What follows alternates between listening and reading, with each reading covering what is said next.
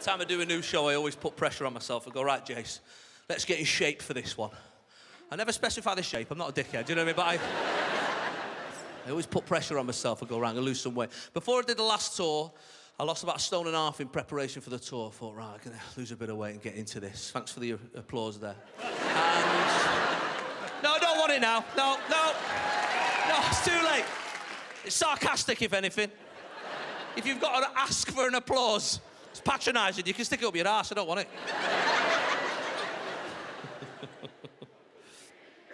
I'm obsessed with trying to lose weight. I think about it every single day, obsessed with it.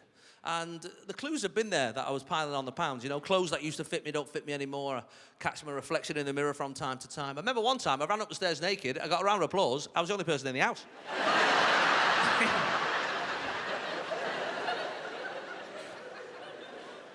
The other way of finding out you piled a few pounds on is social media. They'll let you know.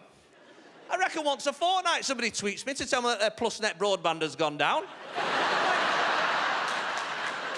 That is a different guy.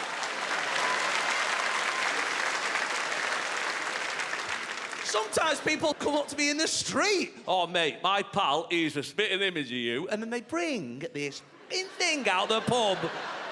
I kid you not, he can't wait to meet me. You're like me, no way. Sometimes I have to do selfies as you and everything. Oh, do you really? Because your eyes aren't even level, pal. What I've realised about losing weight, from everything I've read and looked into it, is that it's up here. It's a problem up here. It's not greed. It's not here. It's in the brain.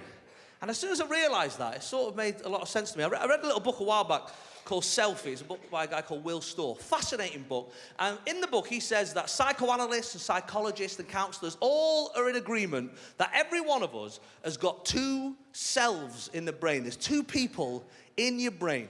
And they're often conflicting, right? So you've got the ideal self, and your ideal self is a version of you, like a better version of you. A version of you that you feel if you could just get to, there's a level of happiness that you've not experienced yet. And as soon as I read it, it was like, poof, light bulb came on. I thought, of course that's what's going on. Every morning, when my willpower is at its strongest, the ideal version of me wakes up and makes plans. I go, right, Jace, today's the day. We're going to start being healthy. And straight away, this side is giving it, what? On a Thursday? Whoever started anything on a Thursday? Look, let's just have a mad weekend and we'll start Monday, I swear. But I persevere. I go, no, I'm going to have a healthy breakfast. I have poached eggs. I'm going to go for a 40-minute walk. I'm going to have a chicken salad later on. I'm going to join the gym and do a spin class. I'm going to have a healthy soup and a protein shake. That's the sort of thing healthy people do. And then 10 to midnight, 3 packets of Jaffa Cakes in front of Netflix. Right? That is the two brains conflicting. And look, it might not be weight loss with you. It could be absolutely anything. But there's even inventions out there to counteract the two people in your brain. Look at the snooze button on your alarm clock. Just think about that for a second. The snooze button on your alarm clock has been invented for one person. A person who made a definitive decision not 8 hours earlier. They looked at all the information, they assessed the situation, and they said, you know what, tomorrow, I'm getting up early. Getting up early. I'm going to iron the kids' uniforms, going to make a packed lunch, I'm going to get into work and do some emails before people start bothering me. That's the sort of person I want to be tomorrow.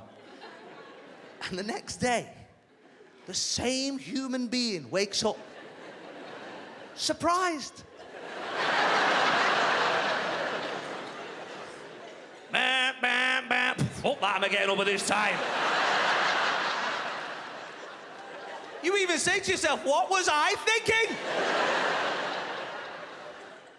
You are your own worst enemy. I've got the 2 5-year-olds, they're great. I've got this other daughter, that's what I call her.